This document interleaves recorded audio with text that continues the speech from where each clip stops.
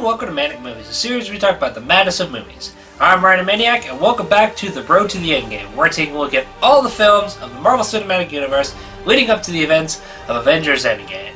And this episode, we'll be taking a look at Guardians of the Galaxy 2014. So the story of this film focuses on Star-Lord, this intergalactic bounty hunter, outlaw dude, in his regular quest to pretty much get money and just be a cool intergalactic outlaw dude. But after one of his scavenging expeditions goes wrong, he ends up in jail with a group of colorful characters, which include a trained assassin named Gamora, a talking tree named Groot, a cybernetic raccoon known as Rocket, and a bloodthirsty warrior known as Drax the Destroyer. And they pretty much come together as a team and join together to stop this guy, Ronan the Accuser, who wants to destroy a planet known as Xandar for very unknown reasons. And for most of the rest of the film is just them interacting off one another and all that sort of thing. Now, if prior to this film's release I had told you the premise of this, you would have told me this is one of the craziest and out of control sounding plots ever, and it doesn't sound like it was going to work at all. And to be perfectly honest, many other people agreed, and I even kind of agreed. Just a whole bunch of mishmash of random characters joining together that we don't know any of them. We're going to introduce them all into this film, and they're all just going to be a team. This is Marvel's next big thing. And surprisingly enough, it was a big hit. And part of the reason I think that is because, yeah, we're introducing all these characters for the first time, but the main focus they put on in this film is making sure you find all the characters likable and relatable. Like, they all have defined personalities you can work off of, so that when in the future you can explore their pasts and personalities just a little bit more. They focus more on making them likable and relatable characters first. Like, Star-Lord's a hotshot, hot-headed, wisecracking doofus who just kind of gets by on luck alone. You got the assassin Gamora, who has this tragic past and is constantly being the straight man and all this. You got Raccoon, this genius-level intellect. And he's also a hothead and trigger-happy, all that. You got Groot, who can only say 3 words, and is kind of slow, but, he's got a good heart. And you have Drax the Destroyer, who's this bloodthirsty warrior who wants to destroy Ronan for killing his mother, or his daughter and wife. And, also is completely oblivious to jokes. They all have just sort of an element to them that somebody can relate to. One person might relate more to Rocket. One person might relate more to Star-Lord. And, they're just all likable, so that when you like them all, so that way you actually want to know more about them later. Which I feel helps with the fact that you don't really know any of them going into this. Villain is, again, kind of forgettable. Doesn't really have a very defined personality aside from I'm evil, blah, blah, blah, blah. It's kind of like Malekith from Thor the Dark World, just wants to destroy things just because. I'm sure there might have been one line explaining exactly why he wants to do it, to destroy Xandar, but from what I remember, I don't remember any sort of real motivation given other than he just wants to destroy it. I mean, I don't know. He's just a very dull villain overall. He looks fairly cool, I'll give it that, but motivation-wise, he's just there. He exists. But he's supposed to be in Captain Marvel, coming out later this year, so maybe that will give him a bit more of a personality and motivation, but I don't know. We'll have to wait and see when that comes. But as this film stands, he's just kind of uninteresting, very boring. I don't like to him.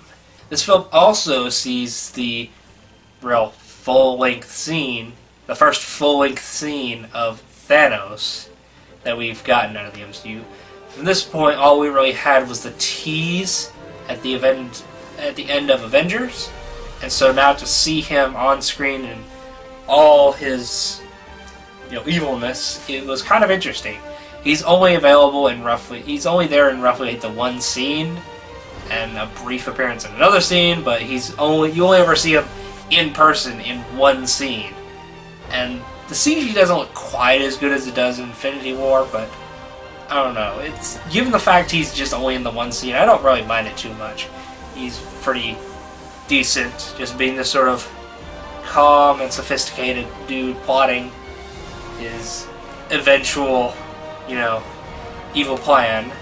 Yeah, the one thing I really love about this film is, though, yes, there's all these characters with these tragic backstories and all that stuff, these backstories and all these faults and flaws, but ultimately, at the end of the day, they know it's still a comic book movie, so they try not to get way too serious with it. And that's what's the best thing about these Guardians films, is that, yeah, a lot of the Marvel movies have these goofy, funny moments, but the Guardians films are kind of in their own league, really. Like, you can go from Groot slamming these dudes all across this corridor super violently, and then immediately, as soon as he turns around, he just turns and gives this big, goofy smile. That just sets the whole tone of these things. You could have a super serious thing, but they know, yeah, let's have some fun with this. We don't have to be dead serious all the time, like a lot of the other films in the MCU can be. Again, a talking raccoon and a tree are our main heroes. And just, Star-Lord constantly being obsessed with stuff from the 70s and that sort of thing. Like, yeah, you have your Tony Stark's wisecracking and Thor's, naiveness to that, but it's only a character like Star-Lord that would try to take on the main villain in a dance battle. That's just only really works for the Guardians because it fits them so well. Because these are just very different from the other Marvel movies, and I truly appreciate it for that. I mean, for Pete's sake, you can take a look at the tone of this film.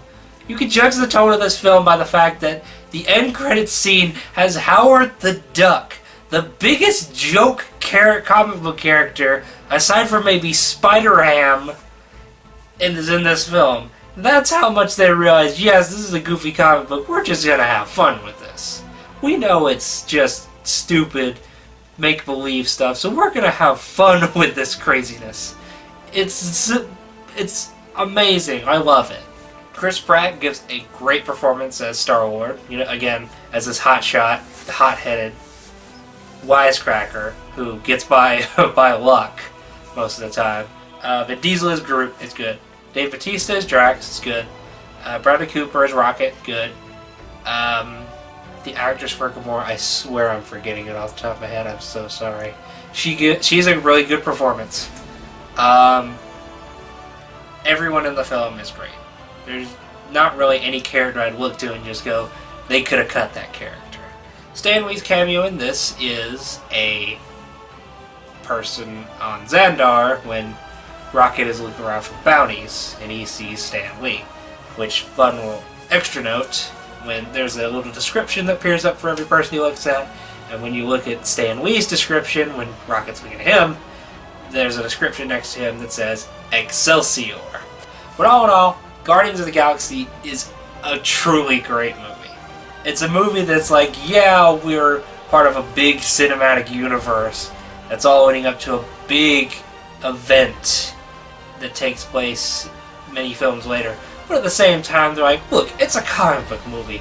We're not going to take this dead serious all the time. We're going to have fun with these characters. Because, they didn't really have to stick to anything. Because for the most part, these are generally unknown characters to a general public. Everybody sort of knows Captain America, Iron Man, Hulk. They have a general idea of them. Whereas the Guardians, no general public person is going to know. So they just went, okay, we're going to have our own little fun spin on this. And so it's this truly unique film of the Marvel Cinematic Universe that is truly great. So anyways, thank you all so much for watching this video. If you liked the video, feel free to leave a like down below. Feel free to subscribe to see more reviews like this, or you can check out my Halloween series review, or my gaming videos, or whatever other stupid videos I like to put up. I don't know. I just like to put up absolute randomness on this channel sometimes. Yeah, I don't know. Subscribe and maybe you'll get to see it. Or if you have any suggestions for anything I should take a look at, be it a game, a movie, that sort of thing, feel free to leave it in the comments below, because I might have something to say about it. I don't know. Leave it down below. We'll see where it goes. But anyways, until next time, stay sane in the insane world, and I'll see you little loonies.